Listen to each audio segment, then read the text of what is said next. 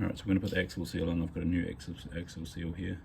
It goes in with the spring or the open end inwards to keep the gear oil inside the diff.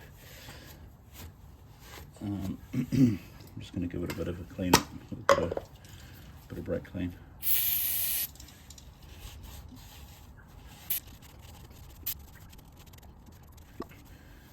Cool.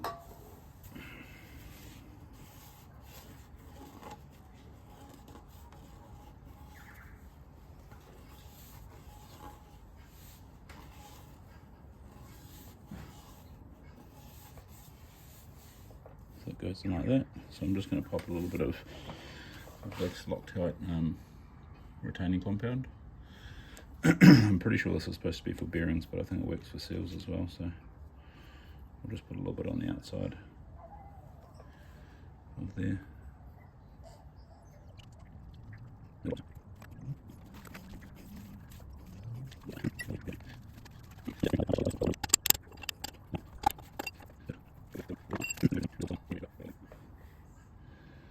Perfect. Alright, so we've got our brand new swivel. Bit of oil on it. And what I found is that when I opened it up, it did actually have a couple of little bits of corrosion here. Just a couple of little tiny bits there that wasn't completely flat. What I did, I just got a piece of real fine emery paper and went over it. Seemed to fix it. Yeah, so this swivel hub here, you can see that little bit of corrosion there. There's little pieces like that all over it. I don't know what it is, but I just get a piece of I think this might be 3000 grit, and I just run the sandpaper over it. It doesn't actually mark the surface at all. It just you know, the chrome's quite hard, so it's almost just polishing it off. You can see it's starting to come away there. But yeah, they're pretty average really, because they're pretty expensive.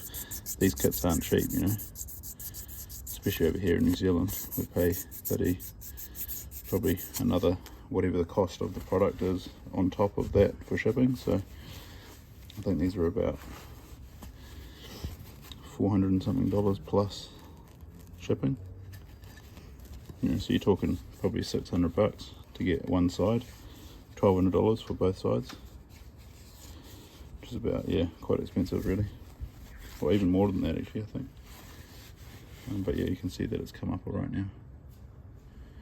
There's a little bit of corrosion there, see? I just sanded that down a wee bit.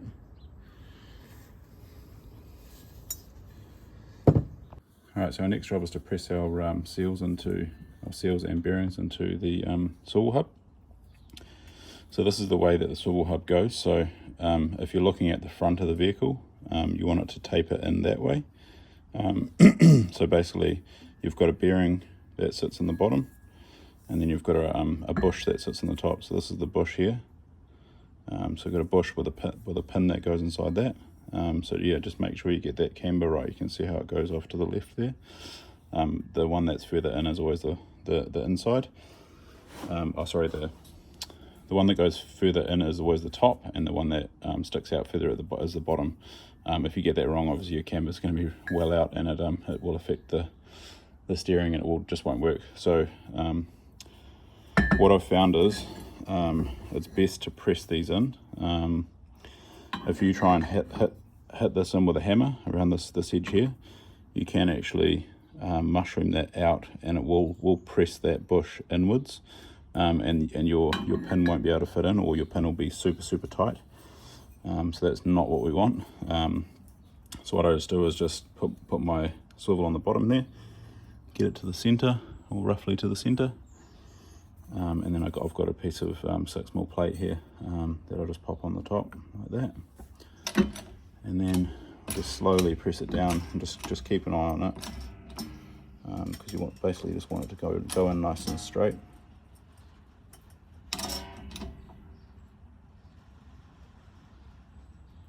Okay, so I can see that's going a little bit crooked, so I'll just bring that up a wee bit. Give it a bit on that side.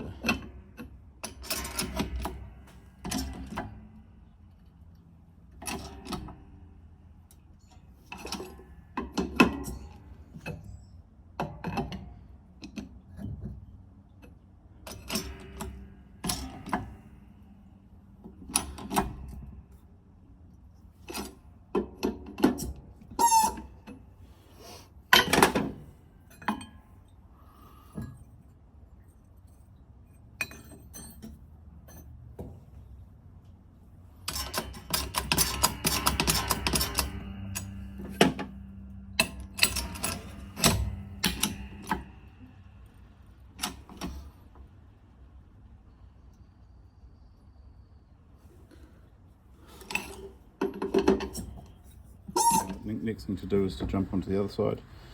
We've got this little bearing race, so that just goes in the bottom side like that.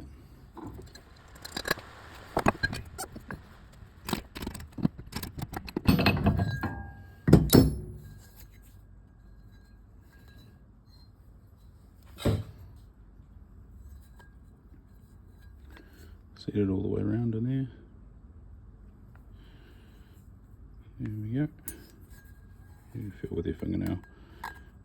Can't fit your fingernail on there, that's cool.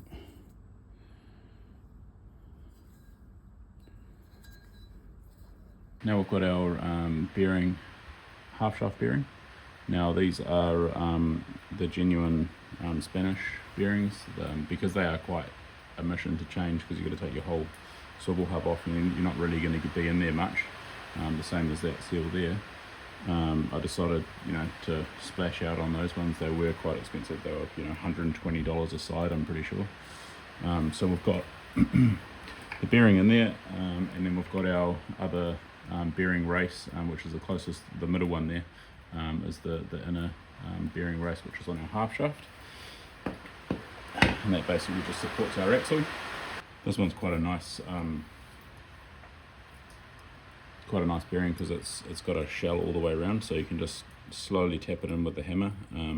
What I'm doing is I'm using a bearing race, and just popping that on top of there, and then just hammering that's an old bearing race. I'm just hammering onto the old bearing race so I don't damage the bearing itself. I'll bring you down and see if you can see that.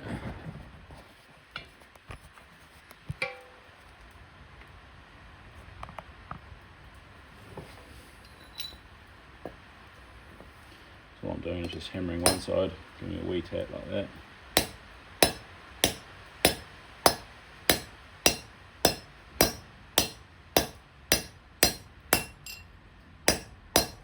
Just lightly, you don't have to put any pressure into it.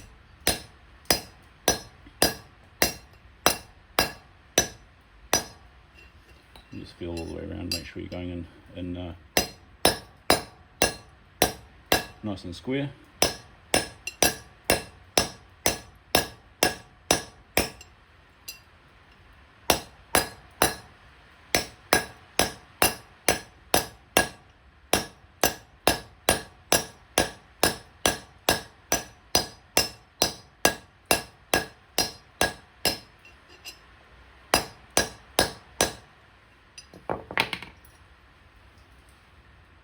Almost all the way in there. I'm not sure if our bearing's going to go in.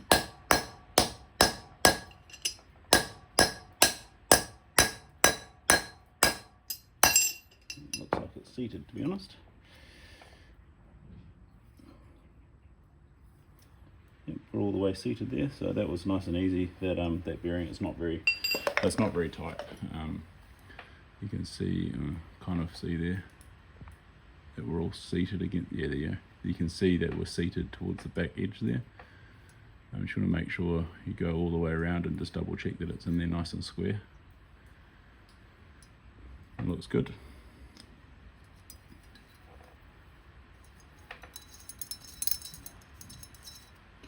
Now that bearing is lubricated. That bearing is lubricated by the swivel. It is the inside of the swivel, so that's there's a little bit of controversy around what you should use. I've heard many different theories. when you buy the brick part kits, they do come with the one-shot grease packs. So I will be using one-shot grease purely because it comes with a kit. It's probably not going to leak as much, and it does still fling around if you are putting your axle in full drive. I think if the axles aren't spinning, then you're not going to lubricate that top Ralco there. But if you are running your axle in full drive from time to time, it will flick a bit of oil up. And I mean, if you're not running your axle all the time in full drive, I feel like if you've got a slightly more viscous substance like the one-shot grease compared to say a gear oil, it's going to stick up there for a bit longer and protect that bush a wee bit better, I think. So basically I'm going to run the one-shot grease. That doesn't fill the swivel all the way, so I am going to top it up with an EP90 equivalent, a modern equivalent, just to give it a wee bit more, and that should, in my opinion, I think that should be pretty good. But yeah, we'll wait and see how that goes. I'll get back to you on that. Anyway, I'll move you around a wee bit, and we can start putting the swivel onto the axle, and start to make it look a little bit more like an axle. All right, so I'll offer my hub here up to the axle like that. It's quite a nice fit, and I'll just pop a couple of bolts in just to hold it. The nuts go on the back side, on the diff side of the assembly. That'll just hold it there for me for a moment. And then on this one here, you've got our steering stop, which I told you about before. So put your longer bolt in there, and that goes on the back, on the furthest back side, and then goes through. So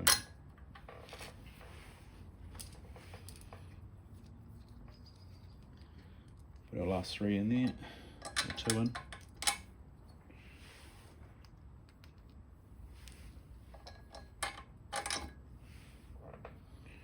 Beautiful.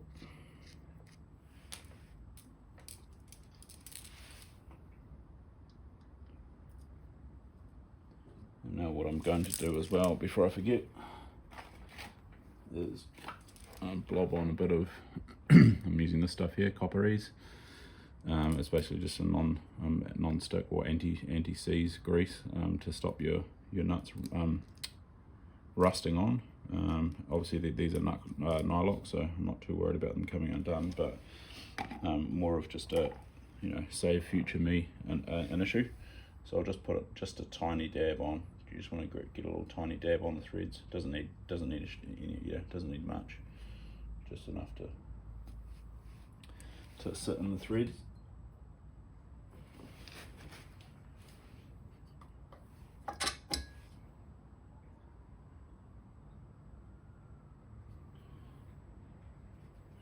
Now that tub does come like a normal grease tub, but I found it's way easier to put a paintbrush in it because it's bloody, it's really sticky and it just gets everywhere. So what I've done is I've just cut a little notch out of there, and that that keeps it all contained-ish.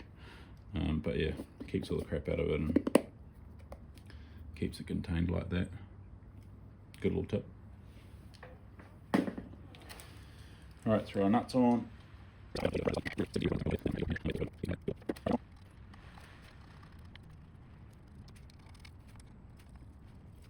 Cool.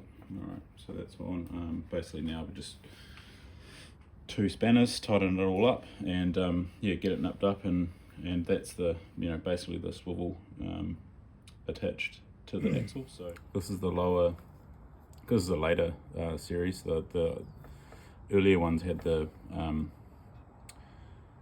steering arm on top of the swivel, and this is a later type which has the steering arm on the bottom. They also have this little, the later type have this little O-ring, so they give you a new one of these in the kit. So just pick that one out of there and grab the new one, which I have here. It's our new O-ring. So what I'll do with the O-ring is I'll just give it a nice smear of grease before it goes on.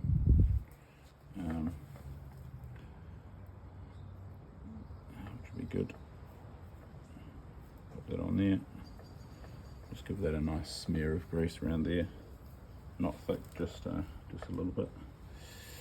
And then I'll just wipe the grease off that bearing stub there.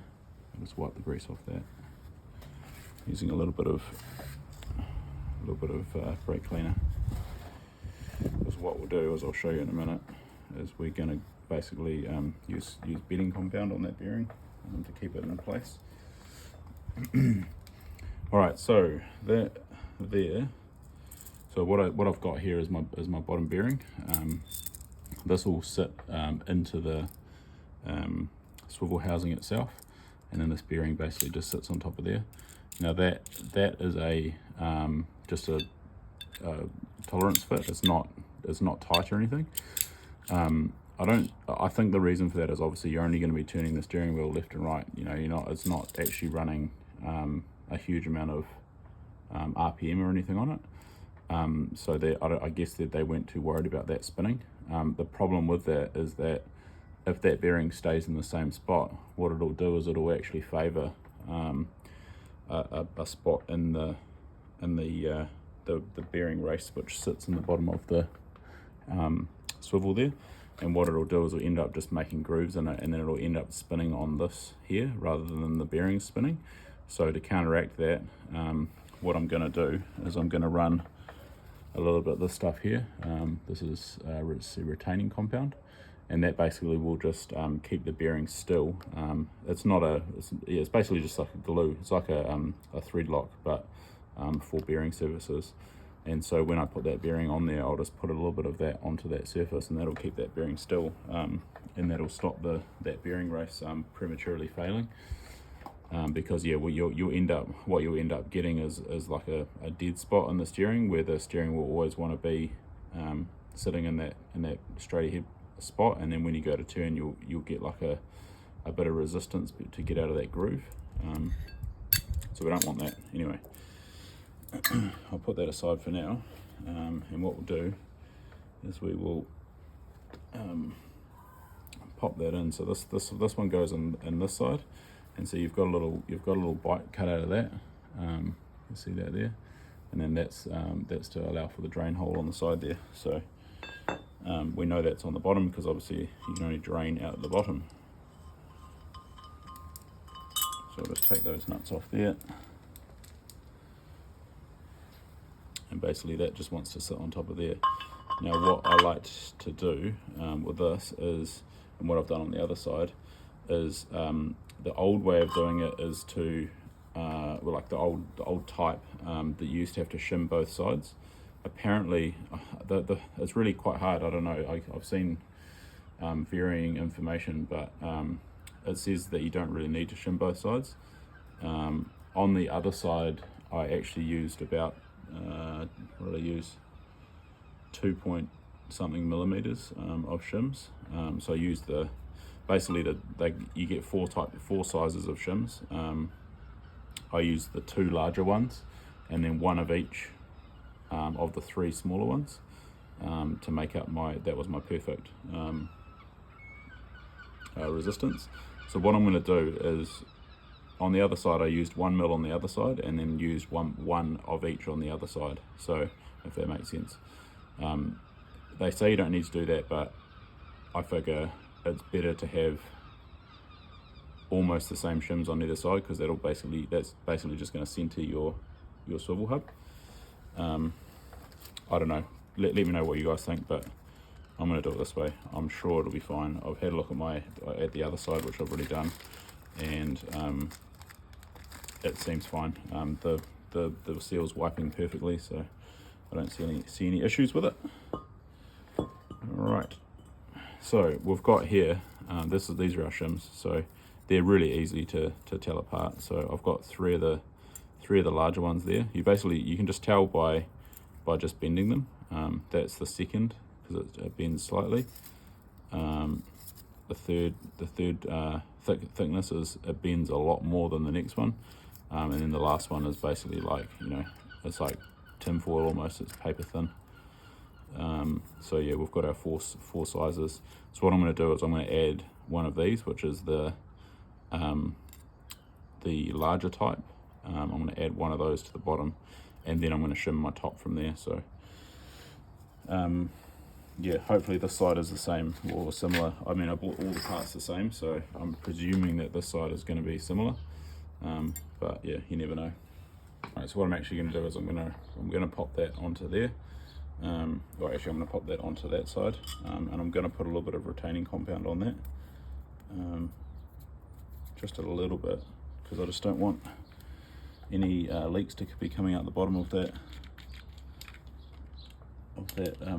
steering arm there. So what I'm going to do, I'm just going to pop a little bit of retaining compound just on around there like that. Doesn't need to be much, because I feel like if I overdo it, it will never come off. But if I, you know, put a little bit on there, at least I know that I've sealed everything up and it's not going to leak. So I've just popped a little bit. Oh, you can't even see that. Sorry. See, I've just popped a little bit around that circle there. What I'll do is I'll just bring it down so you can see. All right, so I'm going to pop my shim on there. I'm going to pop a little bit more retaining compound on top of that shim, just to seal that side of it. Cool. So that should keep it nice and sealed, and then basically we're just going to pop our, I'll just pop my tabs on. So those are just lock tabs. Put that on there.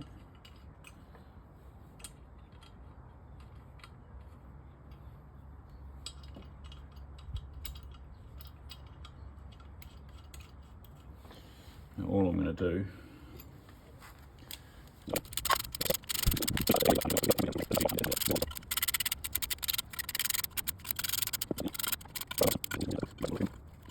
probably a specific torque spec for these, but I'll just do them up tight because they are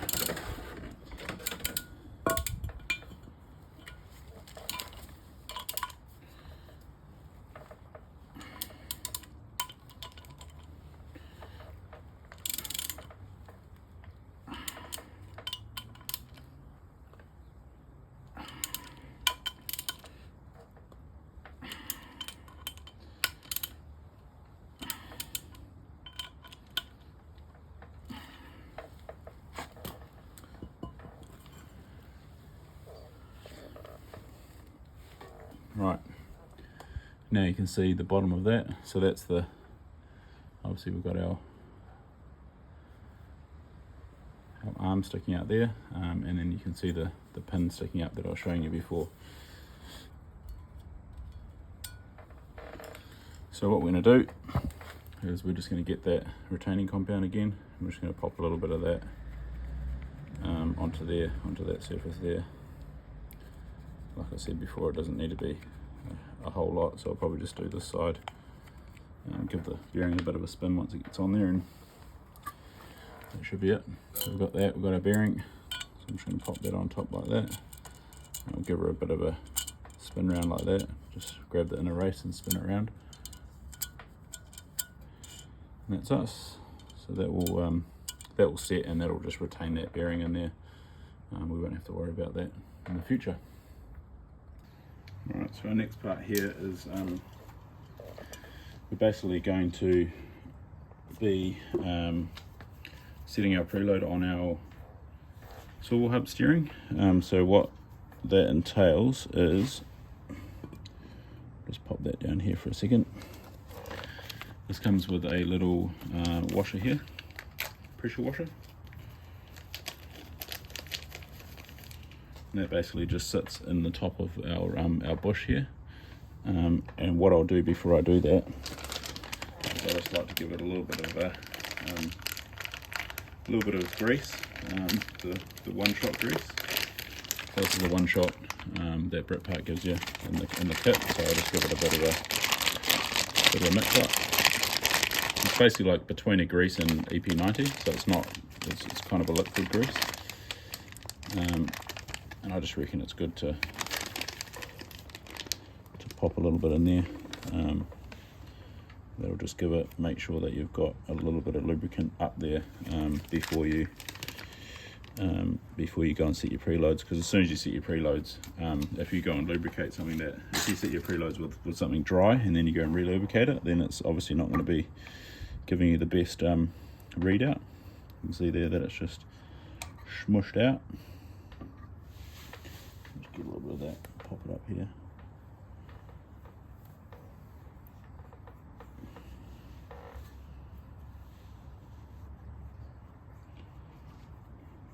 Don't be shy with it, it's just going to go everywhere anyway, so just give that a little bit of a pre-lube like that. Sorry, I have my finger in the way. And yeah, that'll be great. Cool. Alright, so the next stage is we're going to set our preload. So what we'll do is we'll pop our swivel on top of here, door housing, and so that fits nicely like that. And you're basically just going to line that hole up with the top of the rail coat bush there, and you can see the hub is the bottom race is seated in the bearing, so that's cool. Now what we want to do is we're just going to use shims to basically set our preload on this here. So what it's going to do is I like to just pull it up like that, and you'll get an idea. So you can see, I'll see if you can see. You can see what I've got my fingers around the back of it, and I'm pulling up tight, and you can see there's a gap there. So obviously that's not pre-setting the bearings, but what I'm going to do, rather than over tightening it first, getting it too tight, is I'm going to start with what I had on the other side, and I'm going to put one of each size on there. So I've got one of the larger ones, one of the second to largest one, and then the bottom two as well. So I'll put one of each in there, and then at least I've got a base point. So what you want to do is get your shims like that, put them all together, take your pin out, pop your shims on top like that, put your pin back in, and then basically this is the process of what we're going to do over and over again until we get it right. So just pop our bolts in. These have got washers on them. I'm not going to put the washers back on when we do it the next time, but I'll leave them on there because it'll just save the surface. And this part is actually a lot easier, I find, if you use an impact driver, if you've got one, just to speed it up a bit. I'll just go and grab mine, and then I'll show you the process. Alright, as I said, I've got this impact driver, and it's got settings here. So obviously 1 is the lightest torque, and 3 is the tightest, and then automatic is automatic. So I'm going to put mine to 0 to 1 because I don't want it to actually do it up. I just want to I'm just buzzing the bolts up and down at the stage. Dog loves it, so I'll just buzz.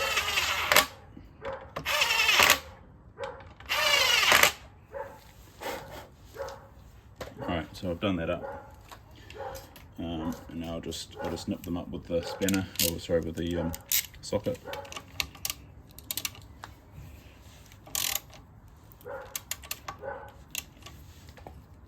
I can already tell that there's quite a lot of play in that. Sorry, I mean it's actually quite, it's way too tight, so I'm gonna need some more shims in there. So it's just like, even just by doing 2 of the bolts up, I can tell that that's just really tight. It doesn't need to be that tight.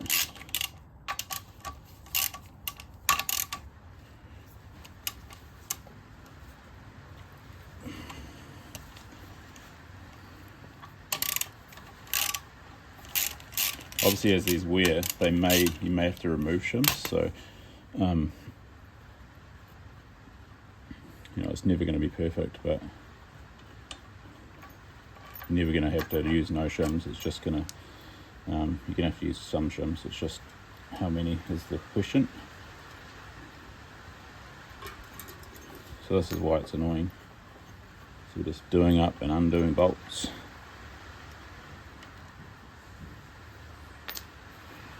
So I pop my pin out again. Now I know that as that was getting tighter, that was way too tight, so I will add, so at this stage I've got one of each. Sorry about the rain, it's going to be a bit loud. I'm going to go with another one of the larger shims, and then we can come back from there. So again, we've got two of the larger ones, and then one of the second to large, or one of each of the rest actually. So two of the biggest, one of each of the rest. Pop our pin in there, and get our bolts in.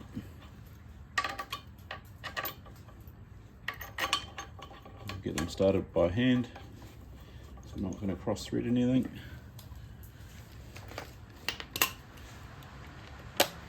And just nip them up with the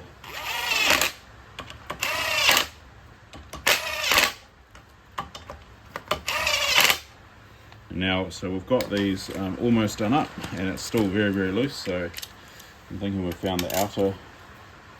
Yep, those are fully done up. So we've found that's way too loose. You want about, on the other side I set it to between 10 and 12 pounds pull on the fish scale. So that is just like, I can move that with one finger, which is just way too loose. So that's cool. So we've found the max amount of shims that we need. So that's a bonus.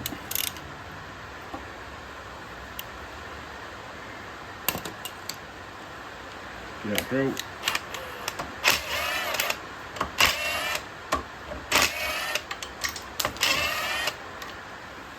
Boom, boom, boom. And again, so that was very, very loose. So what I'm going to do is I'm going to take out, I'll take out one of the larger shims, because we've gone with one. Now we're back down to one of each. So it's somewhere between that and that. So I'll go for a half size shim, and then go for two of those, and we'll see how that. Actually, I might go down one more. I'll go down to the second, to the third tightest. So we've got one of the thickest ones, one of the second thickest, one of the third, two of the third thickest, and one of the thinnest shims there. So we'll pop that back on, and we'll go again.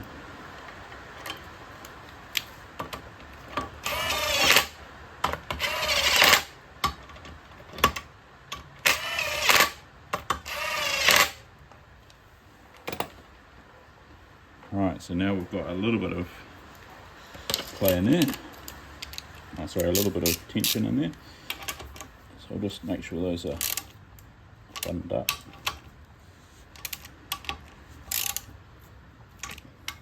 I'm supposed to talk these all down, but it's a pain. I'll just do it until I can feel it there. So at the seating, I'll grab my fish scale. And what you want to do is just pop that in the other one, in the hole, and then you want it to be. It will give you a little. It will fight you a little bit at the beginning. So it wants to be 10 pounds after the initial inertia. It says so. It will. So at the moment that's about 16 pounds. So that's too much. So we know that we have two of the second to bottom. So what we'll do is we'll go back, and I might just add one very thin shim in there just to see what that does.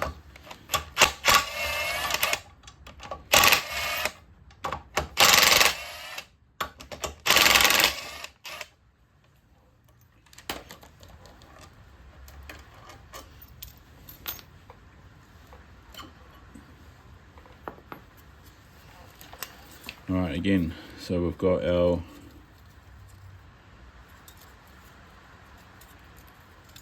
two thinnest. So we've got our thickest here, our second thickest, we've got two of the third thickest, and then we've got our one of the thinnest there. So we want to make that a wee bit looser, so we need to add a shim. So what we can do is we can either, what I like to do is just make sure you don't have too many shims in there. So if you can take some out, I believe those are the same, maybe slightly less. So what I'm going to do is I'm going to take out two of the other third thickest, and I'm going to add in one of the second thickest, and then that just takes us down in the amount of shims we need.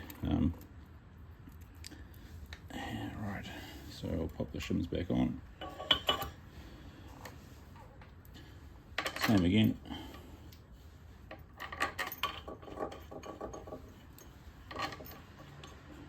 Boom.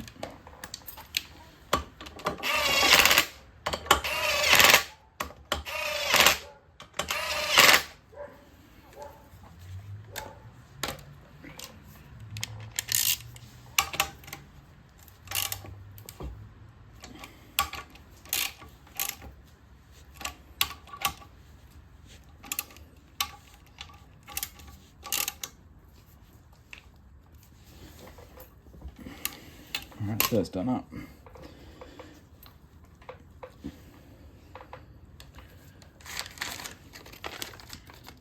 just going to add a little bit of grease to that bottom bearing as we're doing this.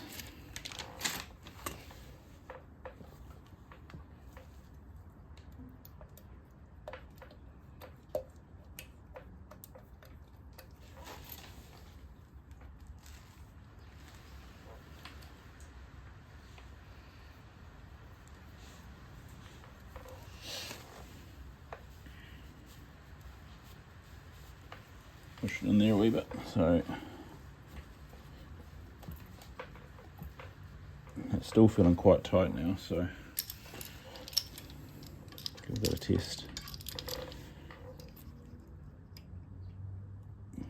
Yeah, we're still about the same actually, so it hasn't done a lot, unfortunately. So we need to still add another shim.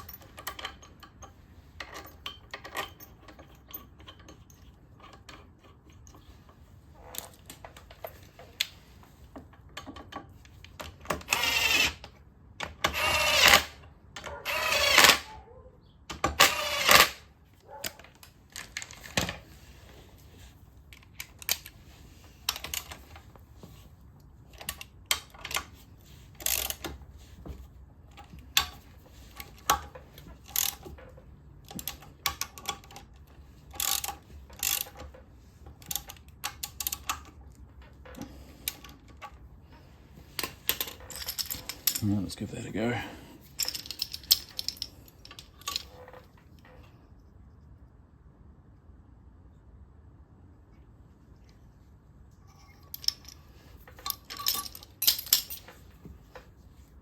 That's about right actually.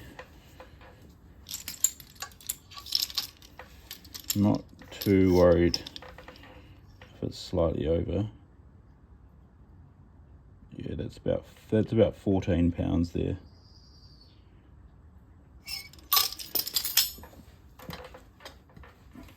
Cool. All right. So that's all good now. So I think 14 pounds will do me.